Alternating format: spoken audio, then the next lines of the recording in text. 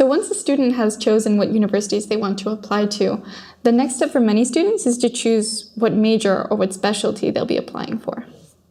So that brings us to our next myth. Students must choose their major and profession before applying to university. This is absolutely not true, specifically in American universities. American universities are a bit different from some of the universities and other institutes in other countries, where it's extremely easy to move from one department to another, to change your specialty. And many students experience that the first 2 years of university in the US are general education credits. This means that everyone is taking an assortment of kind of basic educational classes, including math, including language, including writing, to give them the same basis, while taking a few topics in their future specialty.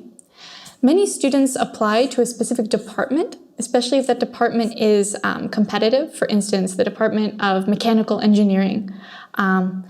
They may try to tailor their application to suit an application specifically to that department as opposed to the university in general. But this is not required by any means. So what's a major? What's a minor? These are two terms that are used in American education to show the main focus of study and a secondary topic of study. They're not necessarily connected to each other. A person, for instance, should be a business major with a minor in art history. It's more to do with the range of courses that they choose. The range of courses that a student will take over their years of undergraduate study also differs. In many universities, there's a required kind of range that students must take. They must take a certain number of mathematics courses, a certain number of courses in their study to attain their major, and a certain number of studies to attain their minor. Students undergo a process which is called declaration to officially declare what their major is and what their minor is. This is normally the result of consultations with their academic advisor in the US.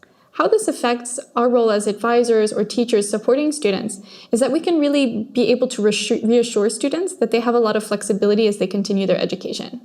So what other differences are there in the application process between US universities and local institutions? A lot of the differences are mechanical, how you actually submit the application, what documents you need to give. One of the biggest challenges for students is the timing of the submission of applications. Common difficulties that people have in applying to US institutions when basing off of their experience applying to local institutions is understanding the sheer length of time that they need to prepare. Typically, an application for a local institution, the form itself will be much simpler and involve less time-consuming work. Many students will see that the application is just a form and feel that they can submit it even one day, when in fact it requires a lot more work than that. One of the most useful tools that I have found while advising students about career guidance and choosing their major has been the Occupational Outlook Handbook. This is provided by the Department of Labor in the US, and it includes lots of statistics about what careers are rising in the US, expected vacancies over predictions that are happening in 5 years, in 10 years, etc., etc. Comparative salaries for different positions, and what level of education is required for those specific jobs. This is really useful because oftentimes students don't have a really concrete understanding about which specific jobs give them what specific salary range in what specific level of education or qualification is needed for them. Sometimes students can have huge misconceptions about the amount of study needed to have a particular profession.